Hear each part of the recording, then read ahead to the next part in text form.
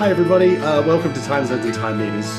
We've got Simon, of course, who's my sort of co-host, and we've got a special guest this week, William Gaboury. I was just saying, like, how do you pronounce it? And I think I did okay for the Nailed it. first time ever. Nailed it. Will is a sort of music producer. Is that what you'd call yourself? That's how I would describe myself, and a Yeah. film music composer as well. That's one of the side of my career that has been taken off in the last couple of years, and I've been doing both pretty much like leapfrogging over one another, and yeah, so it's basically what I spend my time doing. Yeah. So, Yeah, because sorry, Simon, go. No, no, no. yeah, no, because I mean we got in contact with you because you produced Jacob Roberge.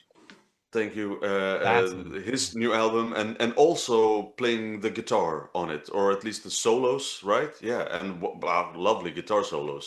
So I mean, and the record sounds fantastic. So Thank you. obviously you know what you're doing. And but I understand you also have is When Waters Mingle, is that your band? No, I mean No, it's no. it's I w- right now we're sort of like figuring out how this project is gonna live on stage, but right now it has been a project that I've been producing for Ethan, which is a friend of mine in Montreal, and we've been working together for like a really long time in like a post-production environment. Like he does a tons of like he's one of the go-to guys for reality TV editing and Yeah, like right.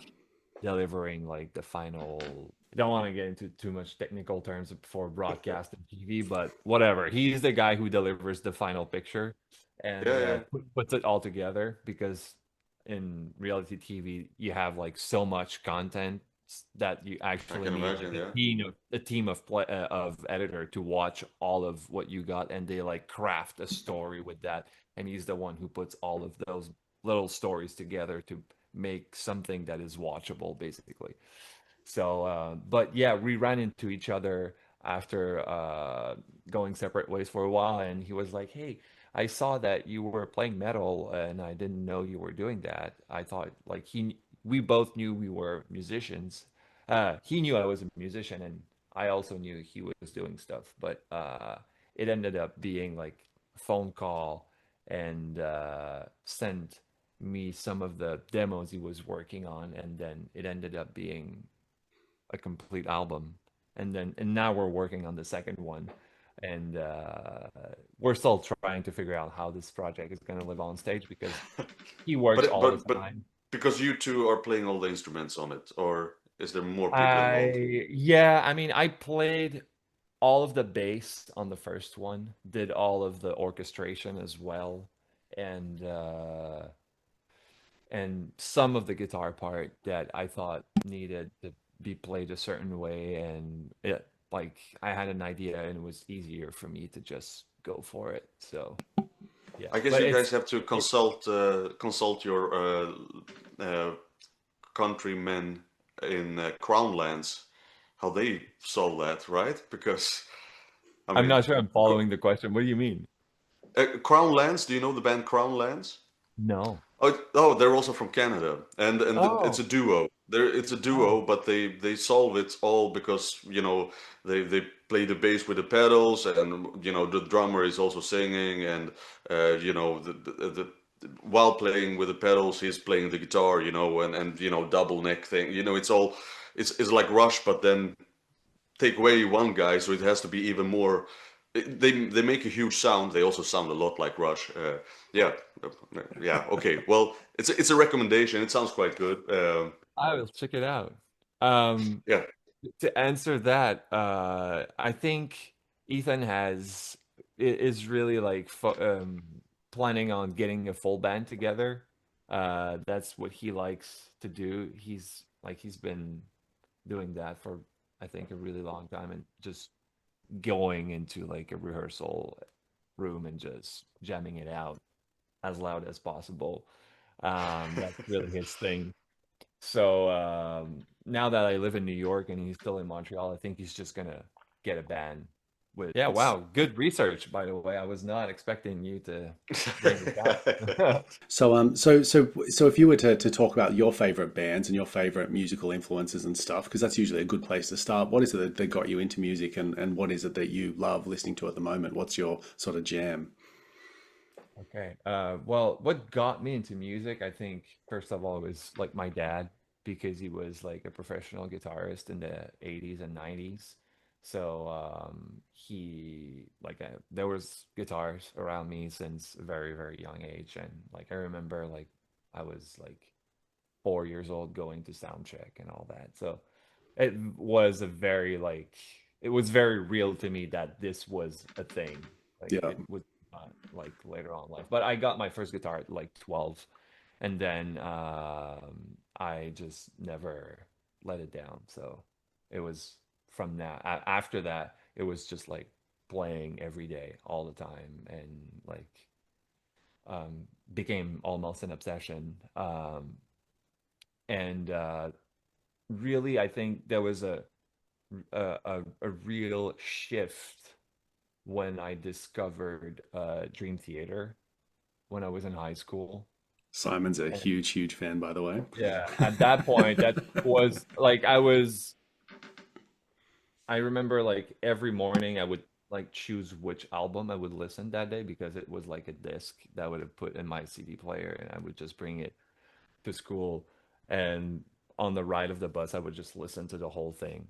And and then probably 10 years later I would like sort of pick and choose like different like subgenre that stems from the prog world, so like Opeth and like Porcupine Tree and like all of that stuff. Riverside actually Yeah, became yeah. one of the bands that I listened to a bit. And at the same time, I was like gearing up on the guitar side, but I really wanted to record because I had a lot of like ideas, and I Mm. don't know, like I liked to learn songs, but like very, very early on, I wanted to record things. I don't know why. It was just like a natural thing, and got like a job in the studio in Montreal, then moved there, and I think the next like stage in my life as a musician was more on the production side, and it's when I discovered Periphery. Oh yeah. Um, Yep. yeah, Adam Nolly Get Good changed my life. Like after it's like it's kind of insane to say that, but like I made more money by learning what he was doing, Right. because my production were like just stepped up like a lot by doing what he was teaching through the everything that I could find on internet that he was like explaining. Yeah, I would that's super interesting. So what is it you loved so much about like, Periphery, like and what they do and I think it was just a genuine approach of live drums, yep. because some of my friends were like listening to that and I was not into it, because I wanted to like record stuff that were genuine, that was not like fake. That was always like a thing for me. It's like there's no point of buying like a plugin 25 bucks. It's if everybody can have it. Like I want to make a record that has a sound that nobody can reproduce. And that's why I have like amps and like a million of pedals, and I have like a Eurorack case over there that you can't see. But like it was very, very important for me that you can't buy the sound that I'm recording. Yeah. And that the documentary that they put together on select difficulty, because prior to that I thought like it was fake drums, and like there's no way this is like all done naturally, like it's impossible. But then he shows the process and I'm like, oh my god, it's actually possible. Okay. Yeah, so that was a bit of a So game changer and you were just like, like I'm in. I switched into another mode. I was like, I want to know everything. Yeah. So I've been applying that, and yeah, that's has It's been, fun. and yeah. Yeah. No, like I'm like my personal experience when it comes to sound production. This is a place where I got some proper what do you call it, like knowledge gaps.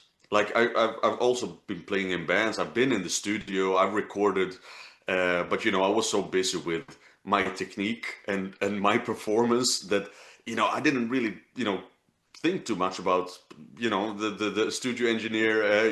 He puts a mic on the amp and you know uh, Yeah, you don't really think turns about a it. little bit on the knobs. No, exactly, and it's like, okay, yeah, sure, it sounds good. But there's so much ins and outs, and like in that case, this is maybe 20 years ago. So, but it was of course digital at that time as well. I think that was it Fruit Loops or what the heck? Fruity Loops, Yeah, something like the that. DW. That's Possible. what you're I talking don't about, Fruity Loops?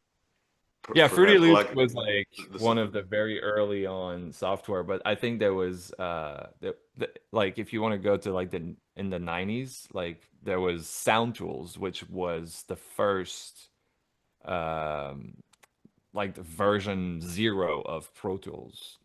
And Yeah, Pro Tools was maybe. Yeah, I mean, yeah, we're talking 1990. about I don't like know what the date, but like it wasn't even called Pro Tools at that time. It was Sound Tools, and it was like black and white, and you had to like render like all of the parameters of like the plugin or how yeah. it was called, and like you had to wait, and then you could hear like the EQ, and like it took like 15 seconds, where I don't know because I never experienced that, but like it took us like time. Yeah, So good like question. to This hear is it like now, like in real time, is like when it came out, it's like, oh my God, like Yeah. I'll take yeah, time. yeah. So what did you do with your like first production? What was that? What kind of setting was that? I was so fortunate, guys. Like I could not even, when I look back, like it's almost like winning the lottery. Like the first record that I made um was a reggae record for an artist that um is named Fuso.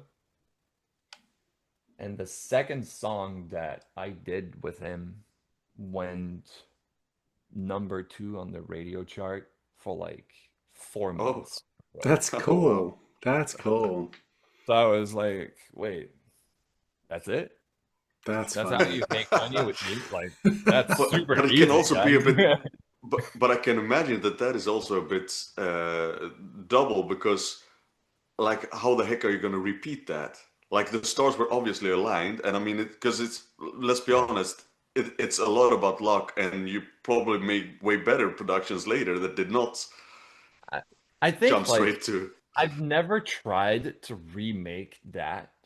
And Yeah, I think like, that's probably the secret. Yeah, yeah, and there was something really interesting that happened at that point. Like because I remember saying to myself, this is not a good, like it's just I don't really like it.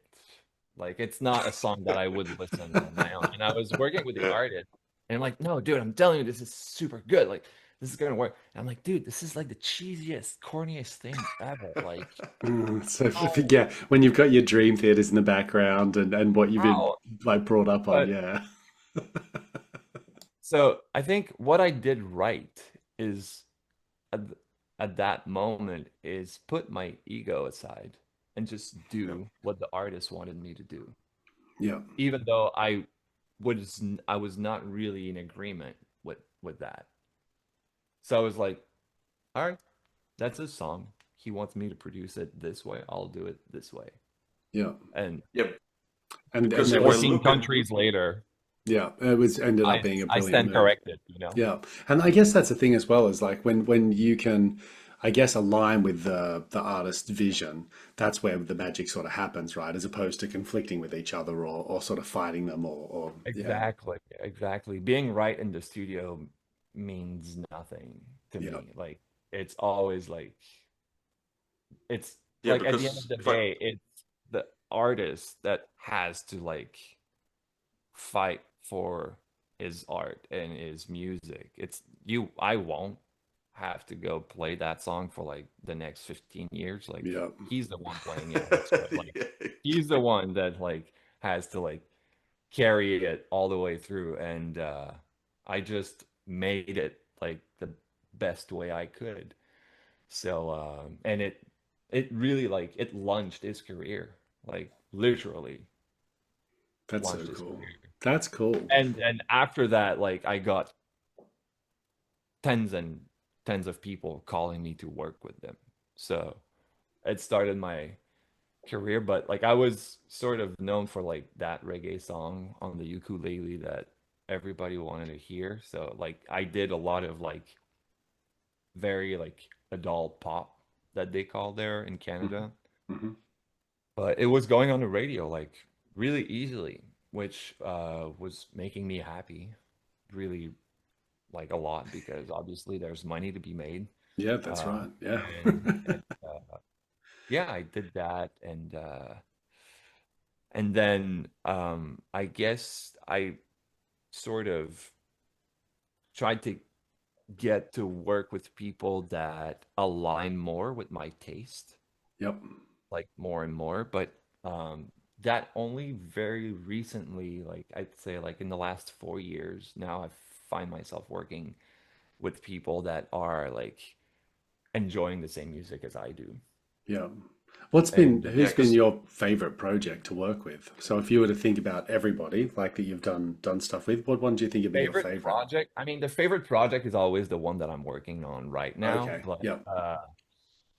I'd say like everybody's different and the exchange of ideas is always a little bit different. Like people will tell you about the thing they have in their head in their own way, and everybody has it like is different, like I would say like filter, like the way they want to communicate something. Um, and I'd say like Jacob was one of the best example where the transmission or like the communicated idea from point A to point B was like in the most like straight line ever because we have like a comprehension of music theory that is like ex to probably the exact same degree. So like he would tell me something that he wants to hear, and there was no interpretation to have. Like it's Yeah, that's just cool. he Yep. wants to hear like a B flat on the second beat of that part on this instrument, and he want that sound to be very mid focused. So Hmm. like as a producer, it's kind of like the dream. Like you yeah, just yeah, yeah. do that. Like there's no point. But he was also super open for me to like do stuff to it. So you were saying that like yes, I recorded all the solos. Only one I didn't. There was uh, Gabriel Sear who did like the long format solo in the passing where it's like more improvised, Yep. but everything else I recorded, but I also did all of the guitars, all of the bass, programmed all of the orchestra. Some part of the orchestration were obviously very, very precisely indicated by Jacob. He has a very clear vision, and Hmm. like just to give you an example of how concise with his idea he was, he literally sent me like music notations with like everything he wanted to hear for every song. Like sheet So music.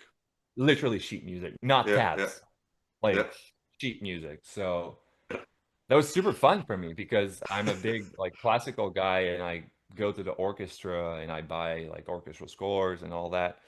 So yeah, And it was I get the impression because you started this recording in 2024, I assume, yeah, or yeah. yeah. And if you look at what he did before, like the stuff that is on YouTube where he does his covers, like the production there is good. So obviously he also knows his stuff. Yeah, totally.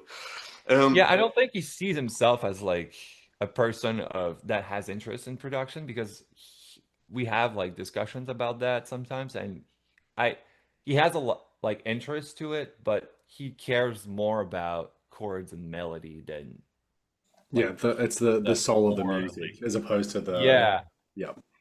the more technical and spectral aspect of frequencies. Yeah. All right.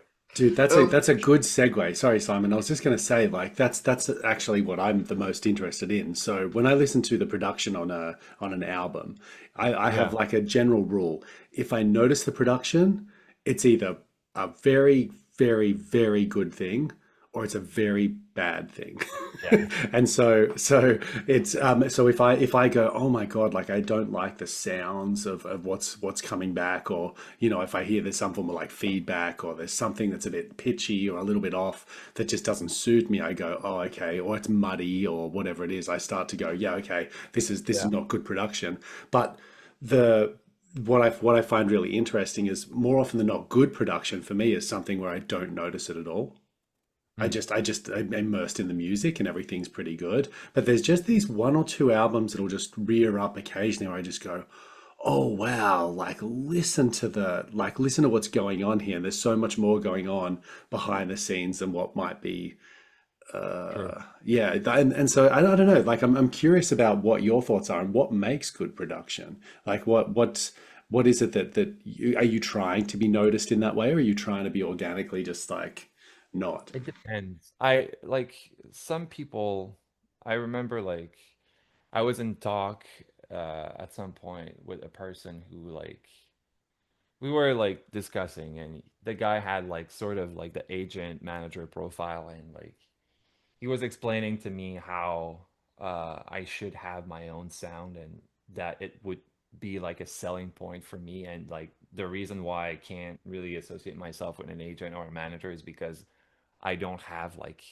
a stamp on my productions. But he was telling me that and I said, "Wait, I think you think that's like it's not on purpose and I'm like searching for my own self in that. But like this is totally deliberate. Like I'm not looking for a sound. I'm looking for what the The artist artist's sounds. vision is, yeah, okay. Yeah, I'm not looking to do my thing. I'm looking to make the best version possible of that person and present it. This It's sounds like a not, good promotion for you as a as a well, producer, as it's far as just I'm concerned. If I was an that's artist, how I'd be I eating this learned shit it. up. Yeah. Yeah, no, but like otherwise it's kind of weird because Yeah, you'd I end up mean there dominating. are like famous producers who are known for a certain sound and like because they become famous for that specific thing, people just go to them Mm. and they like, we want that. So because they're being asked to do that thing, it just became like their signature.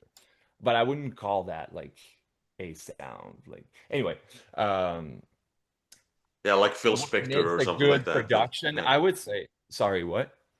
yeah, like Phil Spector or something in that Never heard of vein. Phil Spector actually. Let It Be by the Beatles. Oh, Um, okay. yeah, so that was Sorry about yeah. Well, at least the reason why I'm thinking about that is that obviously Paul McCartney was not satisfied with that, so he Yeah. made this "Let It Be Naked" Oh, later. Where, but whereas John Lennon's comments on it was, well, if you contract Phil Spector, you know what you're getting because yeah. like usually he has a lot of like more bombastic sound, like more strings and stuff like Yeah. that. Whereas Paul McCartney was more of the scaled down, Yeah. you know. Yeah. But I Should we never approach? answered your question, actually. Like, what makes a good production? Sh I think we can that also. the Yeah. Sorry. okay. Um, I think if you forget like all of the technical aspect, I think really it comes down to like understanding the artistic vision very like as fast as possible. Like when you press play and you're like, oh, okay, like you already get it and you get what it's going to be about and how it's going to be and like the ideas are clear. It's not like why like you're not when you're not certain about what you're about to hear, to me it's like not a good production. But when if like for example like um Jack Johnson, when like the first chord hit, you already know how the whole sound. the whole song is gonna sound. Or when you listen to Opeth and they're like the riff and the guitar and like you know what you're about, you know what you're gonna get. So yeah, clear idea and clear vision as fast as possible. Yeah, okay. Yeah, I think that's a cool answer. What were you going to say before, Simon, too? Well, I thought we can approach this with the examples that we have, perhaps that we take turns around certain albums, Yeah, because let's do that. So if we were to Yeah. start with Will, that could be perfect yeah, actually. So just as an example, if you were to like if we're talking about albums that you might have prepped or thought about when it comes to great Yeah, production, yeah, yeah. what's a great example of that, what you were just talking about? I mean, Select Difficulty from Periphery is an album that changed my life again, like I said, just because based off of the clear intention of like having, yes, it's metal and it's like being played to the highest degree of Yeah, like complexity, uh noise, complexity, but like layers. at the same time, you hear everything and you understand the idea behind the music. There's no confusion, even though for the people who don't really know anything about that genre, like it might sound confusing, but like it is not. Like if you really listen to it, it's very like well intended. And yeah, that do you want me to go into the second one? Well, what about you, Simon? Maybe you Oh, can give an example, and Simon can jump on one, and then I'll bring one yeah, up, we and can then we'll take just we'll turns. just Yeah, we'll just take turns, and you can continue okay, talking cool. about them. And if you're familiar with the albums too, then that's going to be please like just cut us off and tell us like what your thoughts are on them as well. So because Okay, I think cool. there's a good chance based on the music you're talking about that you'll know what we're talking about. So Okay. where would you yeah. go, So Simon? yeah, so my first example would be something that at least I know that you're familiar with, Josh, because there is like a couple of um, tracks that that has blown me away production wise, and that I kind of tend to use when testing equipment. Are these earphones anything to invest in or not? And like when it comes to digital, at least, because there's of course also a difference between digital and analog that does not always sound the same. What do you But like when you record, or like what do you no, mean by when listening. Oh oh well, when listening? Okay. at least this is also a topic that I would be interested to hear your 5 cents on, because like back in the days when everything was analog and you recorded on 8 tracks or 14, 16 tracks, then and that it was of course made for your um, analog product.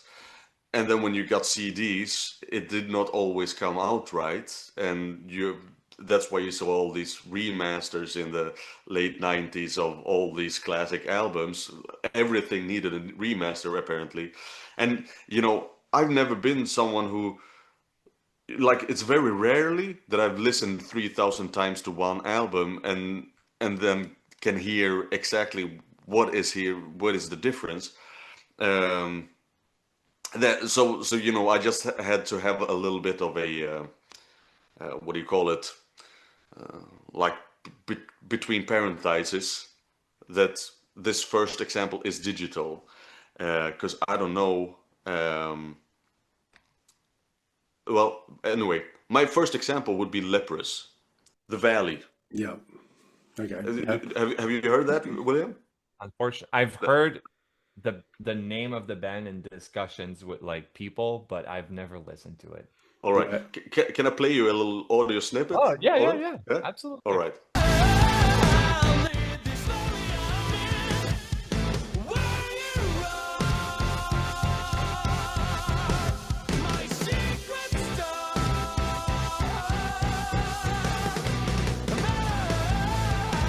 So, like that little section, obviously now it goes through the internet and it's not the best sound, but I'm just curious to how in the world is it it's more than just some noise canceling on the speakers there that makes it such a great difference between the breaks and the those syncopated Yeah.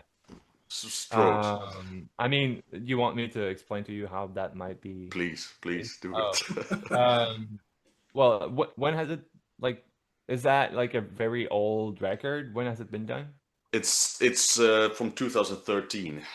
Oh, I mean, nowadays it's like the amount of power you have over what you record is so great that they can just edit it out. Like it's as simple as that. Yeah, If it was, yeah, they just record it and they just select the part they don't want and they just literally that's what it delete comes it. down to. Yeah, yeah, Or yeah, if it was being performed all at once on like way back on tape, or some people do it like that nowadays even, but like on a 2-inch tape, if everybody's playing at once, you have something called a gate yeah. that will like cut your sound when it drops below a certain level. Noise gate. And no, exactly, like a noise gate. So you could apply that to like a certain instrument with a very tight setting. So it does that like a tat tat tat tat tat tat. And yeah, that's Yeah, how you and do I, that. and I mean that's obviously more often the case. And I think it's more of a question of the composition there that they chose just the right spacing. Like I don't know how many milliseconds it is that really gets Mhm. this. If you have good Yeah, earphones, very effect syncopated. there is yeah, yeah. Um, and that is of course something that also I think this would not work as good on an LP because when you get some wear and tear, it kind of takes a little bit the magic away. Yeah. I don't know actually. Now you know what? Like the the way they're making vinyl now, Hmm? I've heard that like it's better than it was before. Like like I've bought like a Coldplay vinyl. I Yeah. have a lot of, I mean, I almost have all of them. Like I really like what they do. And I was really impressed about the amount of low end that you can put on a vinyl because if you put too much low end, like it makes the needle jump. Yeah. Like physically the cut of the material will be too big, so it Yeah. will Skip. literally Yeah. physically skip. Yeah. So but I was surprised about like how well balanced and nuanced it was. It's still like there's still the roll off of the high ends because it just can't really like Yeah. vibrate as fast, but it like it's really really good what they can do now with that. Anyway, It's What kind of it's ranges are we talking about? Do you have that in your head? uh Like, like honestly, I wouldn't dare saying a number because there's probably someone who actually really knows a was thing gonna about correct you. that on the internet and is gonna be, what the fuck are you talking about? You know? yeah. So like low frequencies. Yeah, yeah, It's funny that you brought up Leprous, Simon. So so Will, I think Leprous is a really cool example actually of a band that's evolved their sound quite a bit, and they've gone Yeah. from they have very different productions, especially if you go back to their earlier stuff like Bilateral, for example, Mhm. which is where they really kind of became a that's where they became popular, right? But their most recent album, Melodies of Atonement, I think Mhm. that is one of what I think is the best thing about that album is the way that they're able to create a really unique soundscape and create quite an intricate mood. And I believe it's because of the production and obviously they know exactly where they want to do, like what they want to do. And so I think it's the big evolution for me for the band Leprous has been in their ability to really like hone in on the production process as well and create something that's like really uniquely their own. So I think that their most recent album is probably one of the examples that I would use for one where I've gone, oh shit, the production is fantastic. Like Mm.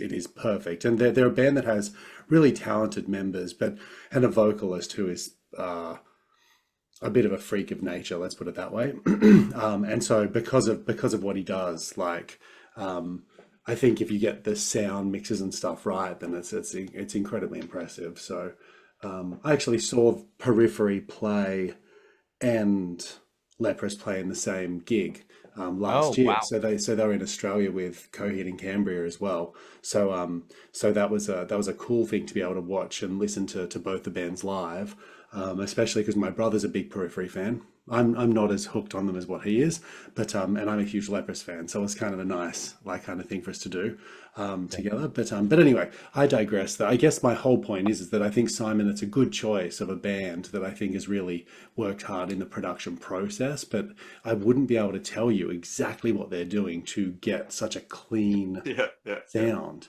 and that's Yeah, and I also always figured like, this is a lot of post production here, uh, but then when seeing them live, they actually have very they sound they kind of recreate that sound live, which is very Yeah. impressive to me. Mm, Yeah, Yeah, I mean, a good secret on saving time when you produce an album is to get the song right at first.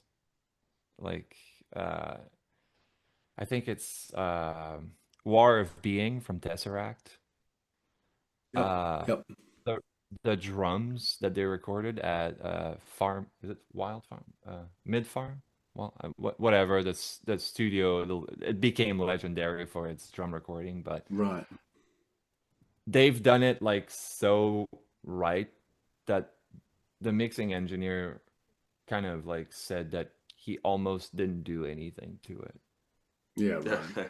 It's like that's how good it sounded. And So I've what you're heard saying that. is that the recording, so the original sound in the first place, the musicians, Yeah, where they're definitely. recording it, specifically Yeah. microphones, pickups, acoustics, all of that stuff, when that's really, really rocking, then it makes Yeah. the job a lot easier as well. The Well, opposite it's of really a polishing a turd. team effort, right? There's no like one guy that's gonna show up that's gonna make everything works. Like to some degree, but uh Yeah, no, I get they you. If you put nail polish on a pig, it's still a pig, yeah. right? I love Yeah. that. Yeah, exactly. So yeah, and it's really important to understand who Lipstick. you're working with and what's their intention. Yeah, And as a producer, like I worked on a song at some point. I'm not gonna name names, but like one of the musician had completely a like the wrong understanding of what was needed to achieve what he was trying to achieve. right. But he was so locked in into what like the physical material aspect of it. It was like, no, like this is the best thing, and this is the best thing, and this is my guitar. I love my guitar. I'm only gonna play with this guitar. So I was like, all right, that's what I'm dealing with today. So I knew like from the get-go that was not an element that would work, Yeah, that I was gonna work. So right out like the first 5 minutes or like the first hour, I knew guitar was completely stuffed. over. Yeah. Um, so I kind of decided let's invest time elsewhere. So I was very, very fortunate that the drummer uh, had let me tune the drums for like an hour. Not a lot of drummers do let me do that actually. I would like that, but somehow in the drummer culture world, like there some of them are very, very like precious about the way they're tuning the instrument, which is totally fine. Like I get it. Um, but when it comes to like production of a record, the way you're tuning your drums will affect probably like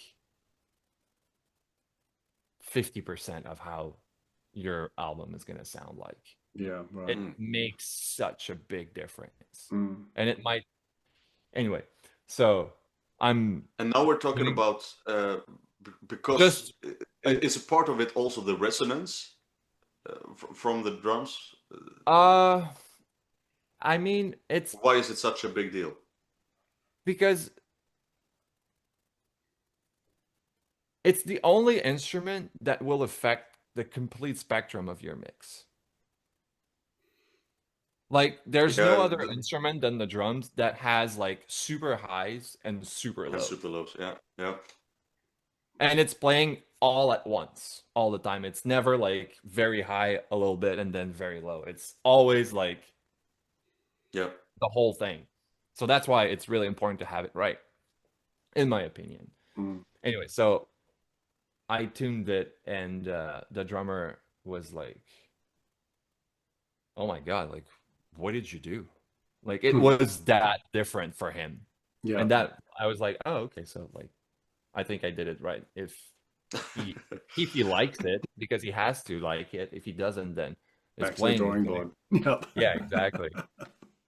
So But so that was like a very yin and yang moment then. So you've got the guitarist who's like set in their ways, and then you got the drummer who's like, yeah, man, have at it. And so what ended up happening, like outside of without well, naming the names, whole did it band was really inspired by that sound. right. So they understood what I was going for. And they were like, oh, okay, so we need to make that work with everything else now because we really love this. And I kind of like steered the boat slowly, like towards that Yeah. because they could agree to that. Yeah. But like, You could this is like one of manipulate the their top vision a ones. little bit. Yeah, Yeah, yeah. exactly. You In a have good to way. like, In a good way. yeah, Yeah. exactly. But it turned out Hey, to be well. regarding drums, this is something that I also think I hear a lot sometimes with at least metal drummers. Of Mhm. course, a lot about it. A lot of it is about speed. Like every drummer wants to be very fast on the snare and so and so on. And so they tend, at least in my idea, correct me if I'm totally bullshitting here, but they tend to tune their snares very hard so that it bounces off and you can play very fast. And I mean that's nice, you can play fast, but usually I think that there's kind of an underwhelming sound for a lot of times where you just hear a tuck and then it's over. You know, Yeah. of course, there's somewhere in between that and Saint Anger, which just resonates in. But you know, if if if you're somewhere in between the like when I was a kid, when I was like 6, 7 years old, I really wanted to be a drummer. I lived in an apartment, so my parents did not really think that was a good idea, and that's hence why I got a guitar for my birthday at some point, and you know I became a guitarist. But actually, drumming was what I wanted to do, and at some point I got like a practice drum, which just like has like a nylon. It was like a snare drum with a nylon thing. You know, I could have just as well punched on I don't know what and then got the same sound from it. But that is kind of the Hello. sound what I hear of a lot of. But at least it bounced back, you know, and that sound is kind of what I hear from a lot of metal drummers, where I think it's like, oh man, this is boring. This is boring snare drum, and I really like it when it resonates a little bit. And you know, it doesn't have to resonate as much as Lars Ulrich, but you know, a little bit. Yeah. Wow, there's a lot to like to unpack with that. That it's a very I think there's like some drummers have the wrong perception that the lower they tune their drums, Yeah, the more impressive it's gonna sound. But that's not how tension works. No.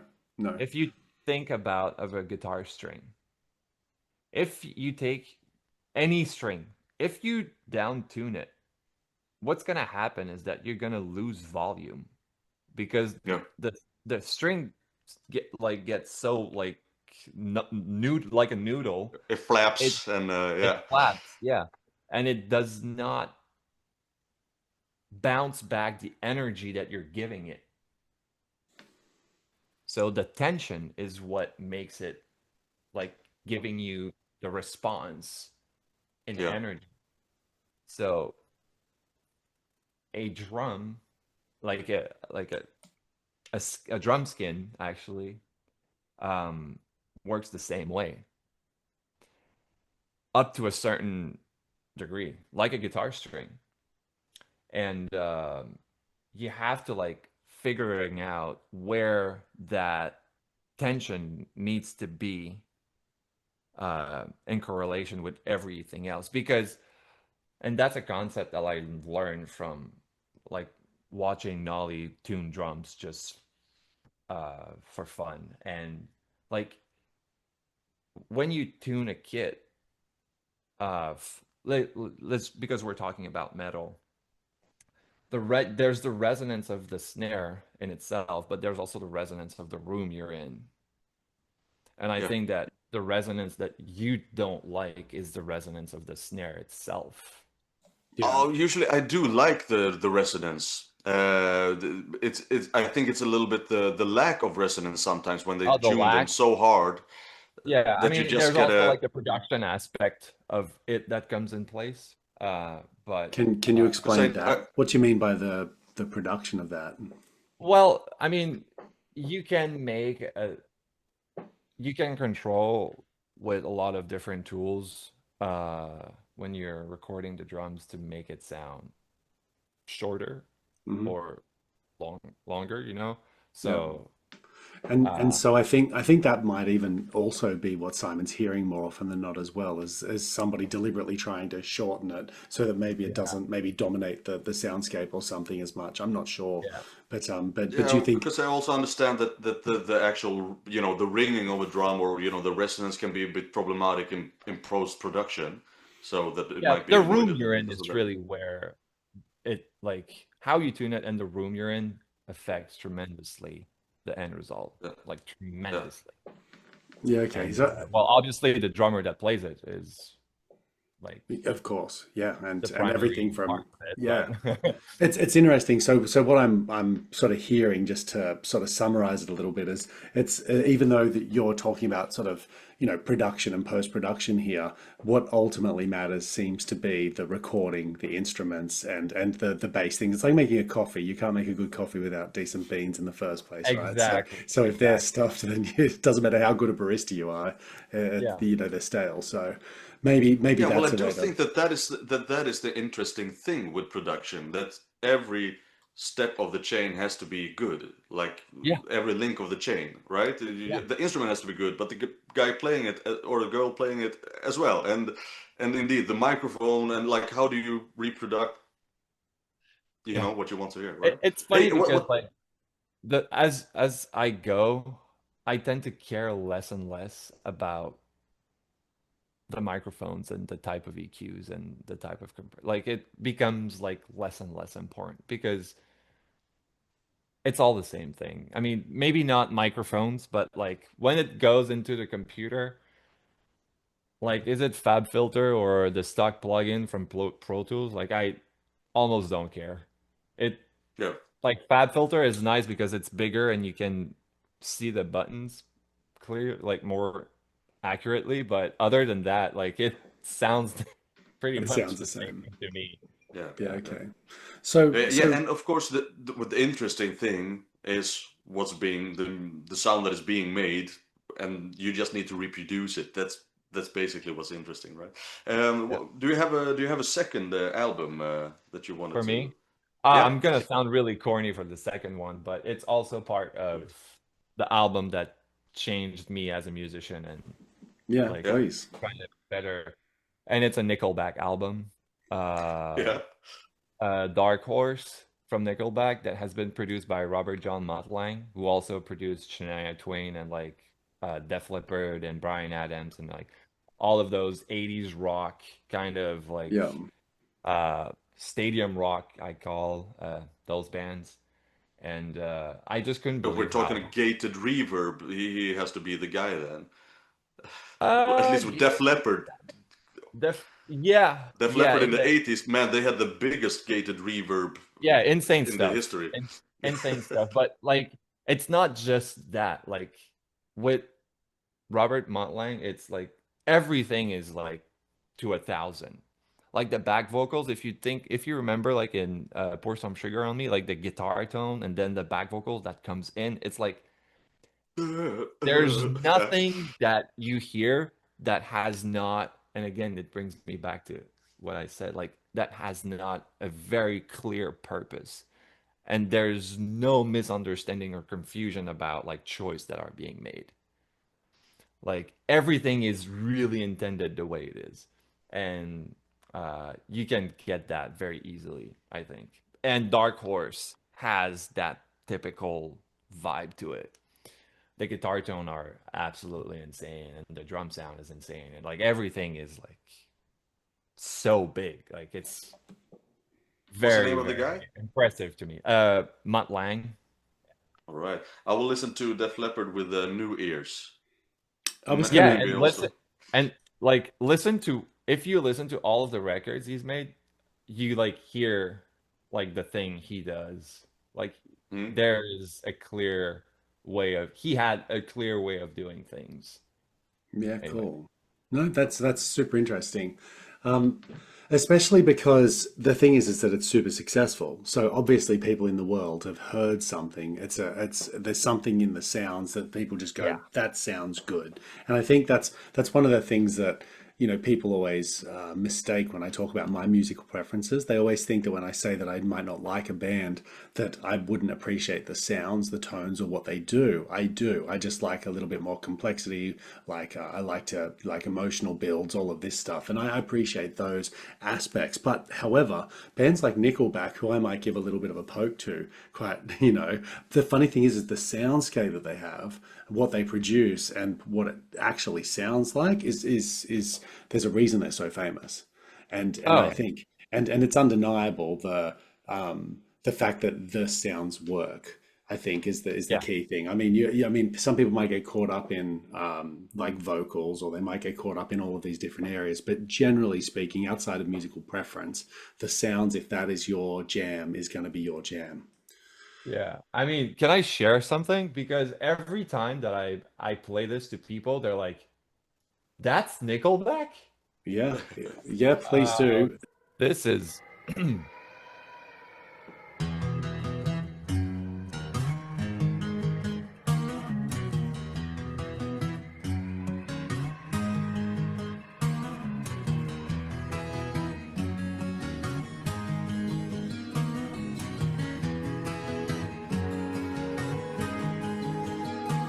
A great guitar sound. flute.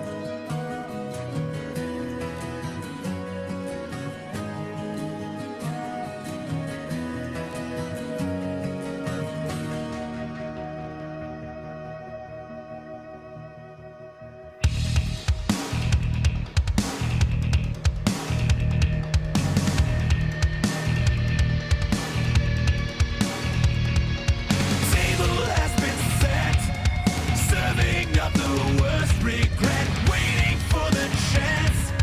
Serpents love the I circumstance, mean, taking to the sky. if you don't like the singer, I get it. Like he sounds like every dad rock band, but like what we just heard was like music. It was not Yeah, like totally, totally. Yeah. so. But what is from what year is this? This is from 2017. Okay, yeah, yeah. I remember I heard something from Nickelback like recent, and Hmm. they did it a lot more aggressive. Like it was way more metal than Yeah, previously. yeah, Yeah. yeah. Um, They went there. So yeah, that's. I mean, this One example is not example. part of the Dark Horse album, but the Dark Horse album was a very important part of my journey as a producer. Cool. Yeah, I think I was going to say the album that stands out probably most to me when it comes to production stuff is probably like Murder Noms by A Perfect Circle. So Oh, yeah. like I I've think heard that band too. Yeah. yeah, so this band like I think they released this in about 2000 or 2001 or something. I should How's look it that called? up. Merdenoms, Merdenoms. I think that the banger that went famous that really like was big was Judith. Um, but this is It's the one with a yellow snail. no, that's the one No. Eat the beforehand. Elephant. Oh. Yeah, that's the one before. So I think That's this the one that album. I have.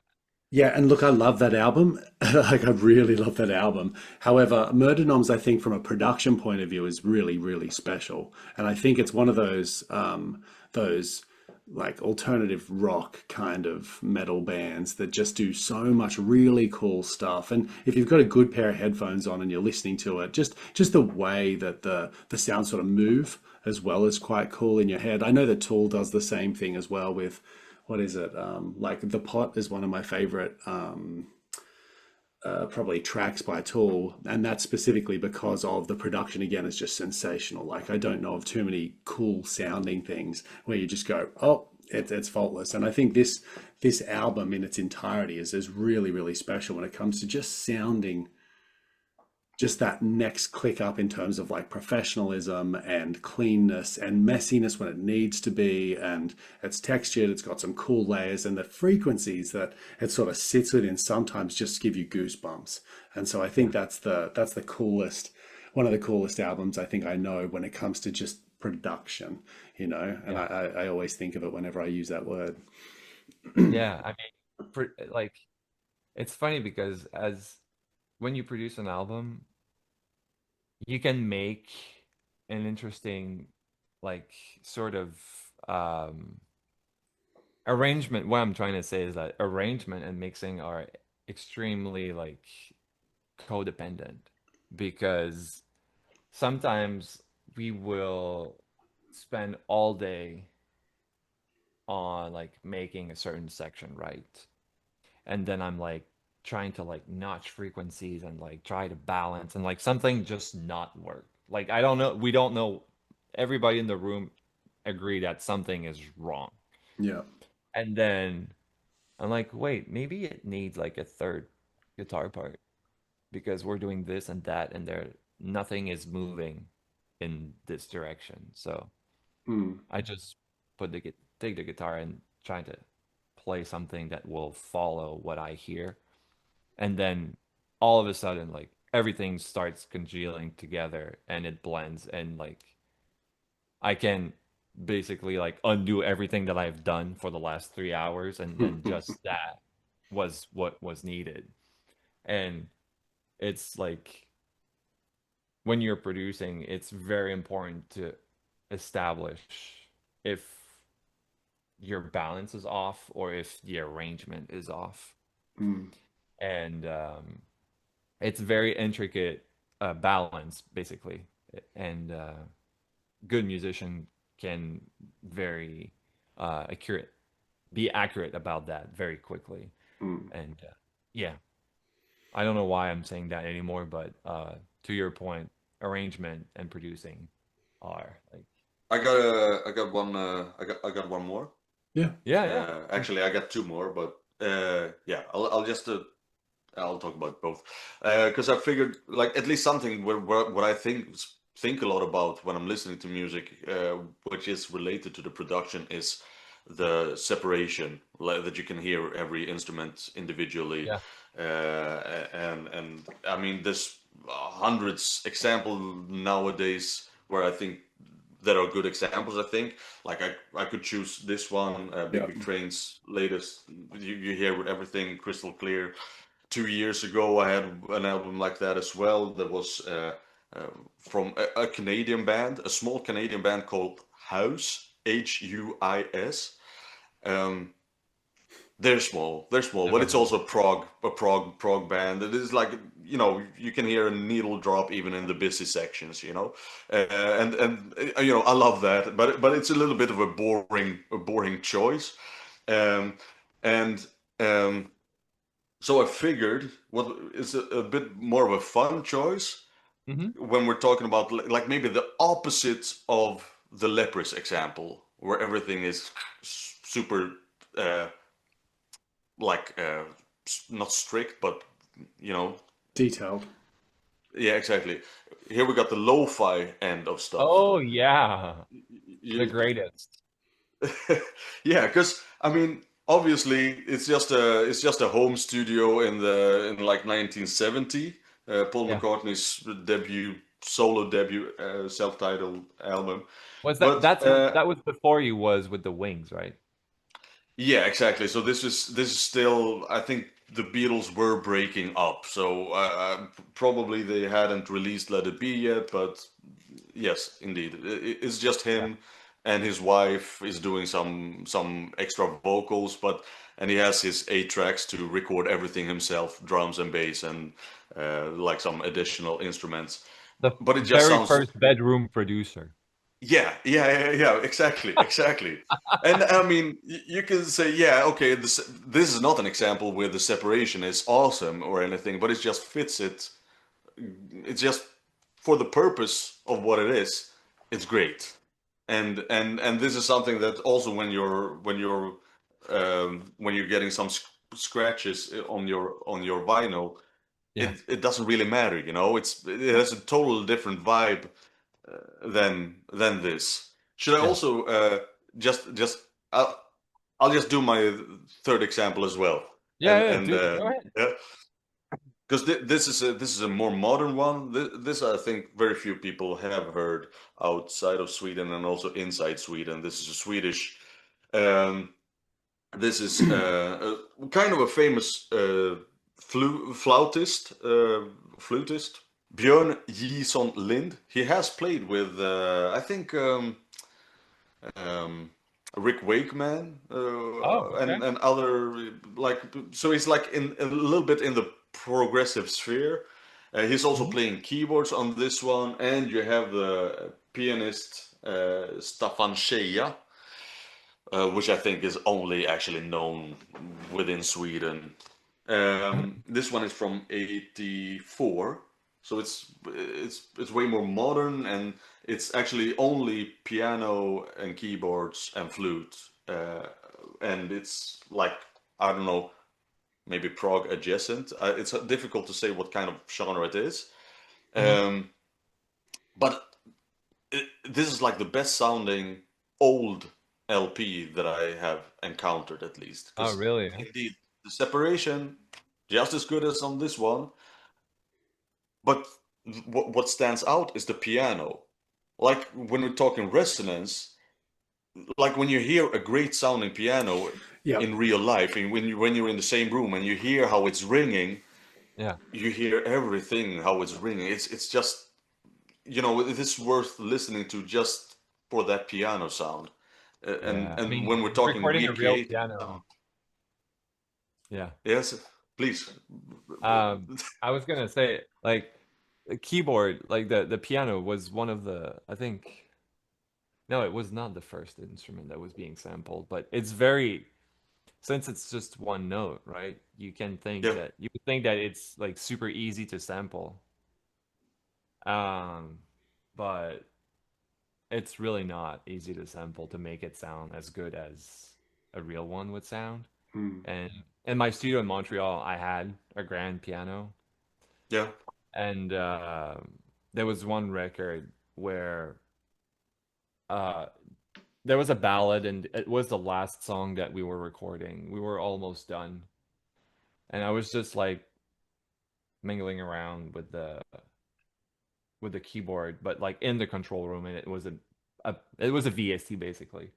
And I was like, you know what? I think I'm just gonna use the piano over there, and we're just gonna. I think that's what it needs because for somehow like it was not the idea of the song in my head was sounding differently than what I was doing. So I went over there and just put the mics and do my thing and started playing.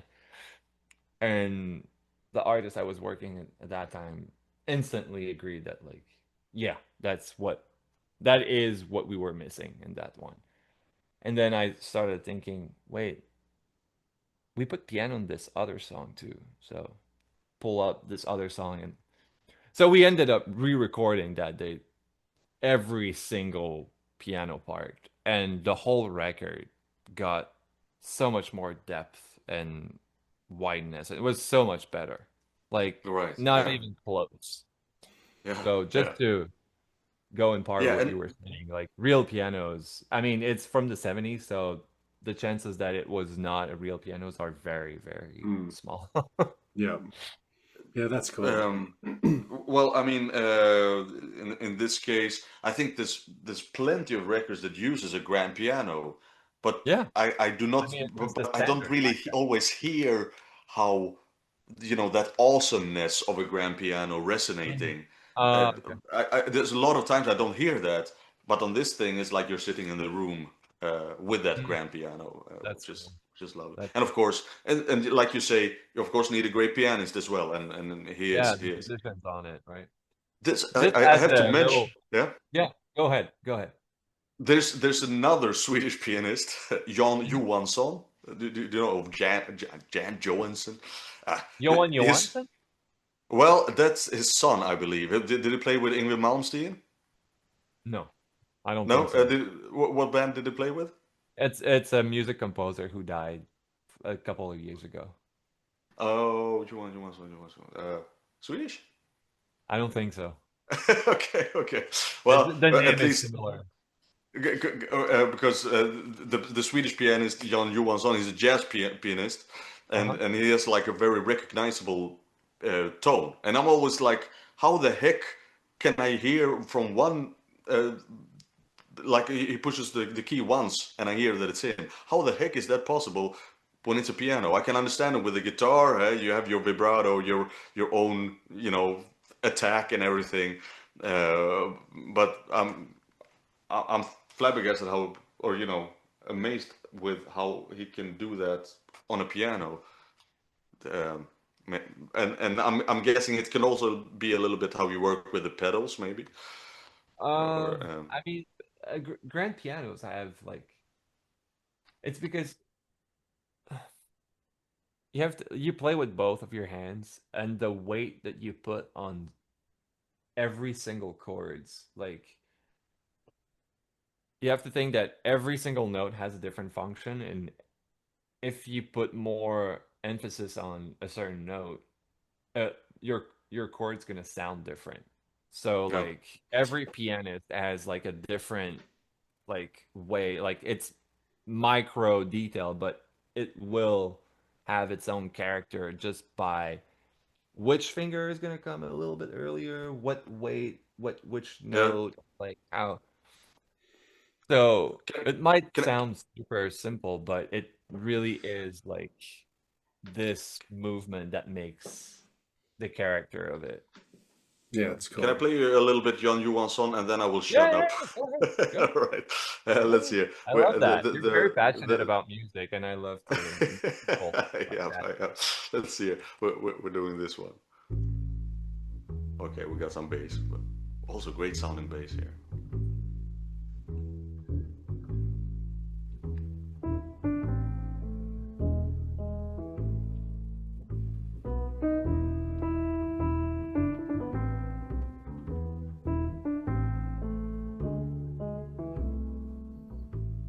Like it's a pretty unique piano sound that he has. Very like a little bit muffled, you know? Yeah, Yeah. well, it's I feel it sounds like he is on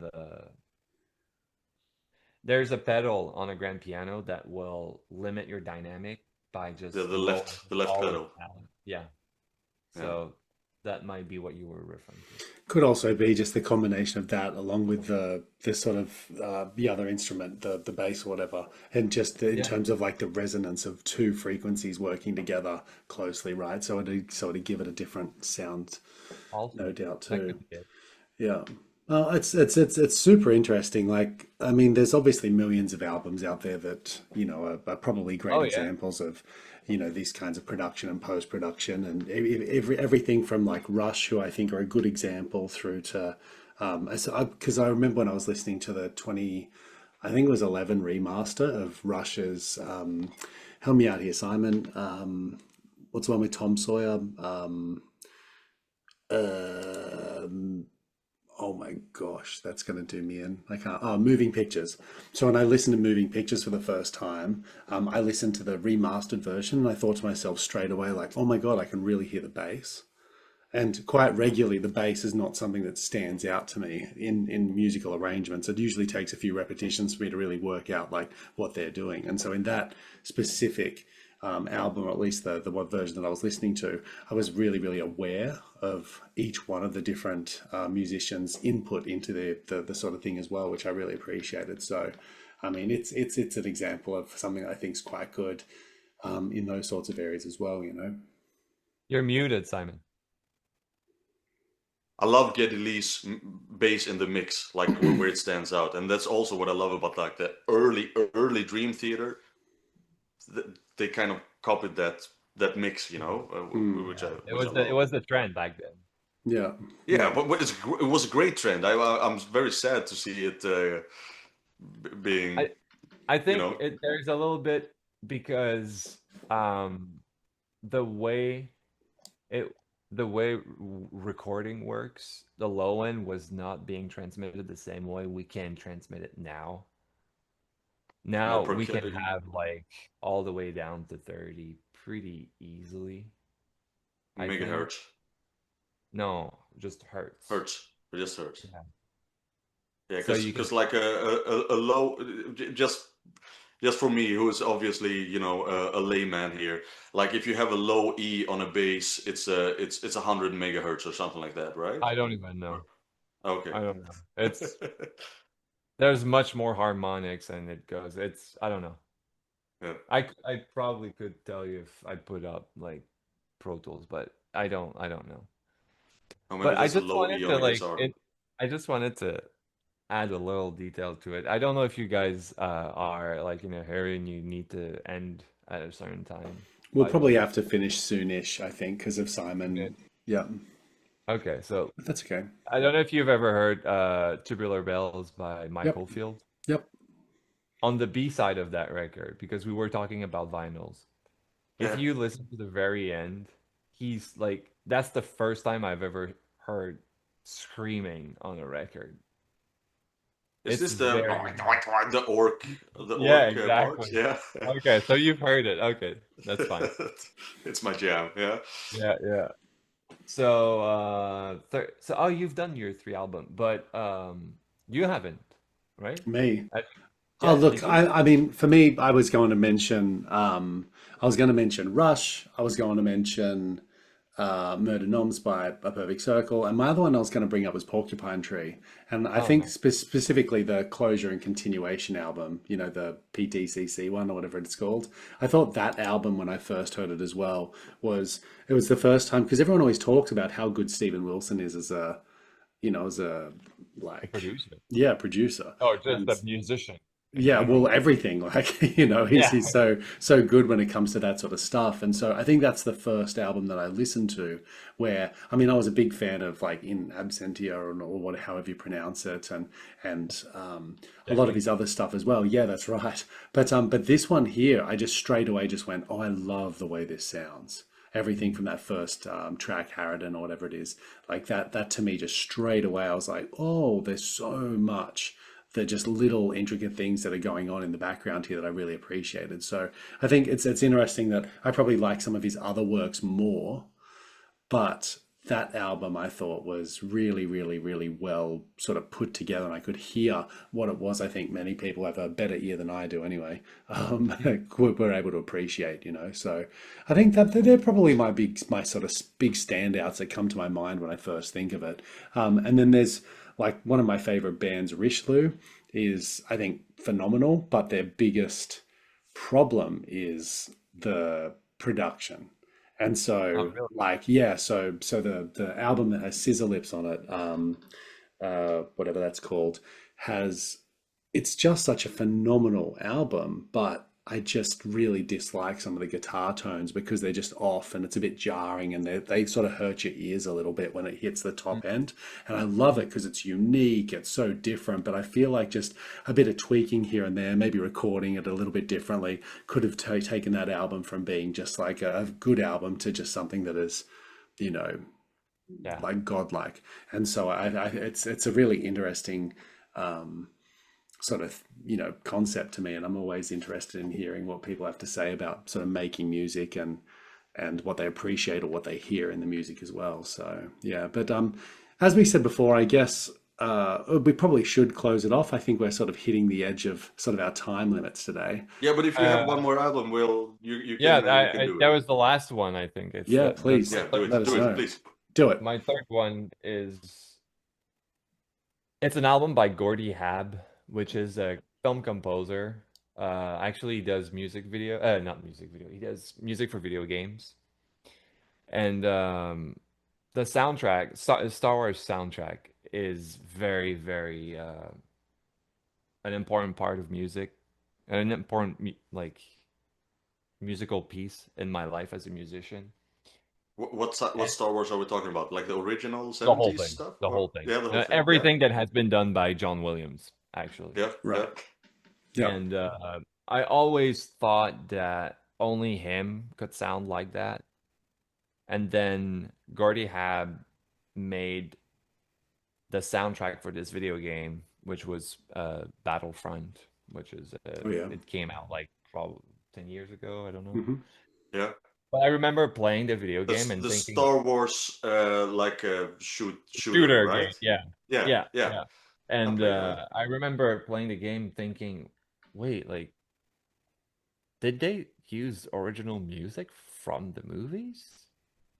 But then I couldn't really hear any actual piece because I know like the soundtracks Yeah. Okay. inside Yeah, out. yeah. And Cool. I got interested into like, wait, what is this? And then I discovered that it was not John Williams. And I wait, what? Like somebody like actually made sound like the style in such a degree that it sounds like him, but it's not. And then and again, it's like the same thing that happened a little bit with Periphery and the drum production and the way they were recording. I thought it was fake and it wasn't.